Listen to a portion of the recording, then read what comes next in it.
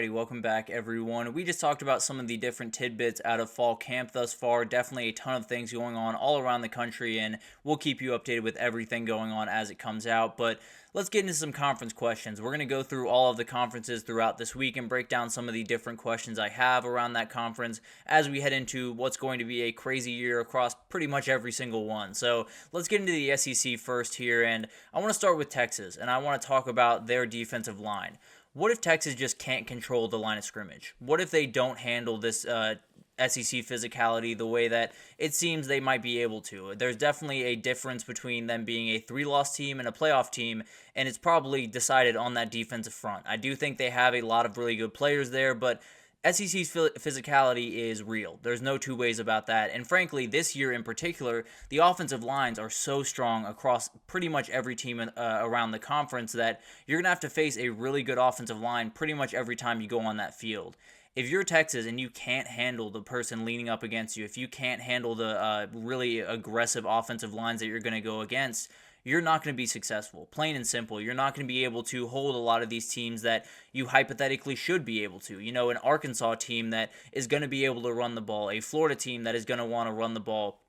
You're not going to be able to pull away from those teams the way that on paper it should look like you should, and sometimes it'll come down to plays that you have no control over. Maybe a fumble bounces the wrong way. Maybe a pick bounces off a receiver's hands and into a Florida defender's hand. So you want to make those games as wide a margin as possible, and the way you do that is dominating the line of scrimmage. And right now, it doesn't necessarily look too great about this Texas defensive line, but I do want to talk about the guy on the screen right there. Jermaine Lole is the one that I think could really open up this for Texas, could make this kind of a non-issue. This is a 7th-year defensive tackle, very good at run fits, very solid in the run game, and can definitely be that big-time space eater that they absolutely need. I think him, along with Bill Norton, is going to be a really good player for them. I think they have options. That's kind of the point here. They definitely have options to kind of throw at you, but if none of them pan out, if they don't have 2 or 4, really 4 guys at least, that they can throw out there at the defensive tackle positions, they're going to have teams that just run all over them. They're going to have teams that just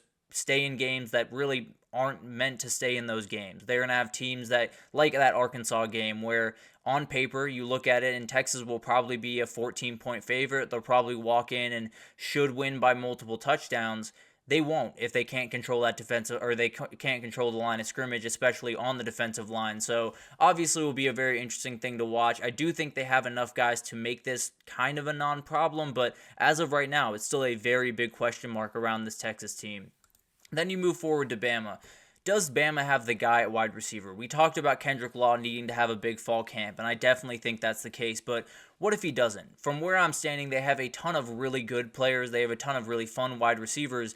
They don't have a wide receiver one. I think Jeremy Bernard is a guy that absolutely could take a step forward and be a big-time player for them, one form or another, whether that's, being that short yardage guy that makes all the big-time catches, whether that's being a downfield threat. I don't know, but at the end of the day, he's someone that's very savvy, very smart, and definitely could make that leap.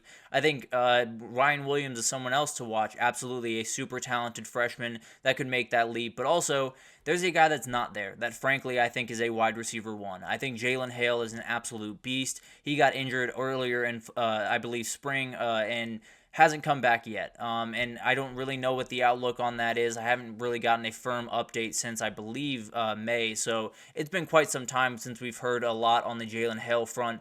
But this kid is outright incredible. If he's on this team, if he can get back as quickly as possible, I don't know how quick that would possibly be, but I absolutely love this kid. I think he could be a wide receiver one on many different rosters around the country, and I think especially on Alabama's, he could be a huge player. Now, they don't necessarily have him right now, so that obviously opens the door for a guy like Jeremy Bernard or a guy like Ryan Williams to make some big-time plays throughout fall camp, but as of right now, I look at this roster and I don't see a wide receiver one. Well, I see a wide receiver one, but he's just on the bench right now. So if they can get Jalen Hale back, a lot of this stuff changes. But as of right now, I don't see that guy at the wide receiver position. He could show himself over the next couple of weeks, but as of right now, don't necessarily love where that position is at for Alabama. Then you move forward to Georgia, and the question around Georgia is just, will the schedule derail them? This is a schedule that, frankly, they have not had to deal with over the last couple of years in Athens, Georgia. They have had plenty of tough games. I'm not here to tear apart Georgia's schedule, but it's not near what they're going to face this upcoming year. It starts in week 1 against Clemson, obviously. That is going to be a game that is going to be tough. There's no two ways about that. We saw that game back in 2021. It was 10-7, and it was absolutely or 10-3, excuse me, and absolutely off the walls. A very, very weird defensive game. This one's going to be a little different. I can almost promise you that, but this is not going to be a layup for Georgia by any means. I think a lot of people look at this one and whether they don't like Dabo Swinney or they just think Georgia's an absolute monster, they assume that Georgia is going to win by multiple touchdowns. That might not be the case. This is going to be a really, really tough game, and it could be one that Georgia comes out with an L in, and it'll be really, really interesting to see what that develops as. But overall, they have to start really fast, and this would be the game to do that in. And then you have an Ole Miss game later down the road. You have at Bama. You have at Texas. You have so many games on the schedule that could hand you a loss if you're just walking in a little lackadaisical into Bryant-Denny or into DKR or into Vaught Hemingway. You're going to have some problems on your hands. I can promise you that, and it could lead to an L for them. So overall, I mean, you look at this Georgia team, and they have plenty going for them. There's no two ways about that. This is the best team in the country, if you were to ask me, but they are facing more teams this year than they ever had to face in terms of national title contenders. They have so many games on the schedule that could stumble them at some point, and then add that to Tennessee, add Kentucky in there, because that's going to be a really fun team this year. There are a ton of teams that could trip Georgia up this year and could bring them all the way down to a 9-3, maybe even a 8-4 season. I don't necessarily think that's what's going to happen, but definitely a schedule that Georgia has not had to deal with and could stumble them up this upcoming year. Then you have Ole Miss, and I do think the biggest question here is, can you pull all of these transfers together? Can you get all of these guys together, especially on the defensive side of the ball, and build a top 20 defense? Because I think that's kind of where they have to be. Maybe top 25, top 30 would be good enough, but overall, you're going to have to take a step forward on the defensive side of the ball, plain and simple, and that's why they went and got all the remarkably talented players they did. But at the end of the day, I do think they're going to need a ton of really big players to step up. I think we talked about Chris Paul Jr., how huge he's going to be in the middle of that defense. Brandon Turnage is also going to be huge, especially on that back end where you had a ton of troubles last year, and you brought in almost an entirely new cast that is going to start and possibly be on the 2 deep for you. You need a guy that's going to connect everyone, and he plays that nickel position like we've talked about, being the kind of glue guy in that back end. I think he's going to be huge for this team. I think JJ Pegues is huge for this team in terms of communication and getting everyone aligned and making sure on that defensive front, especially just making sure everyone is doing what they need to do. And then we talked about Chris Paul Jr. He is going to be the voice of this defense. He's in the very center of it, and I think he might just be the leader of this defense. So he's going to have to communicate a lot. He's going to have to make sure everyone's in the right place. He's going to have to make sure there's no, beef in between the defensive players, because that will factor into the on-field play. So they got to be at least top 25, top 30. They have to be in that conversation for one of the better defenses in the country if they want to win a national title, and they absolutely want to win a national title. So it'll be interesting to see if they can pull it all together. I think they have the players to do it, but maybe there's a couple of things that come into play that they do not expect, and it doesn't necessarily go the way they want. But let's get into the last question here. Oh, JJ Pegues right there. Let's get into the last question here and talk about the most dangerous team in this conference. And I had to go a little bit back in the wells for this one, but A&M and Oklahoma are absolutely teams that could make some noise in this conference. I think when you talk about, Missouri is another team that I don't necessarily know if they're under the radar by any means, but absolutely could turn this conference on its head. You could even go to Florida if you really wanted to be dangerous like that. But the team that I'm watching is the team that pretty much everyone is, the Tennessee Volunteers. When you talk about this team, they are absolutely special at so many different positions. Wide receiver probably being the main among them. There are so many different guys that are going to make big-time plays this upcoming year, and frankly, it's a better wide receiver group than they had back in 2022 when they made all that type of noise with Hendon Hooker. So if you can get somewhat of what you got out of Hendon Hooker in 2022 from Nico Iamaleava, now, I'm not expecting him to be a Heisman finalist. I'm not expecting him to be possibly the Heisman winner going into that 10th week game, but I think he's going to be a really good player. I think he needs to execute, and I think he has plenty of options to go to if he needs to make a play. So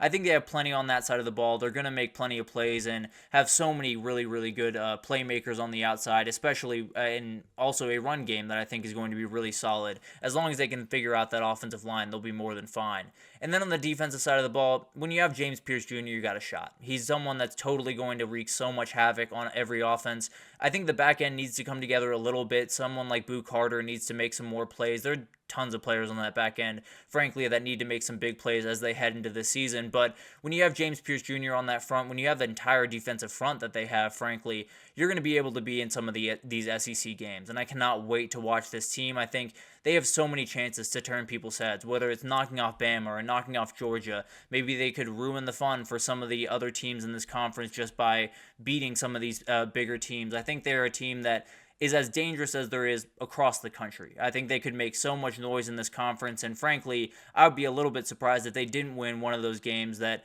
is a Bama or a UGA or an Ole Miss. I don't exactly know if they play Ole Miss, but regardless, they're going to win one of those games against one of those teams that they haven't beaten very often in the past, and will kind of maybe turn a corner for Tennessee. It'll be really, really fun to watch that team, and I do think they're the most dangerous team, not only in the SEC, but maybe in the entire country. But that'll do it for this edition of the GSMC podcast, GSMC College Football Podcast, brought to you by the GSMC Sports Network. Your support means a lot to us, so please remember to subscribe to the show, leave a positive review. It does make a huge difference for us. Also, follow us on Facebook, Twitter, TikTok, Instagram, all the social pages for all of the content and updates you could possibly need. We have really incredible people doing awesome work across every single sport you could want. With the Olympics going on, we have tons of people covering the Olympics, so no worries about that. Anything you need in the world of sports, we totally have you covered. But thank you once again for listening, and I will see you guys tomorrow.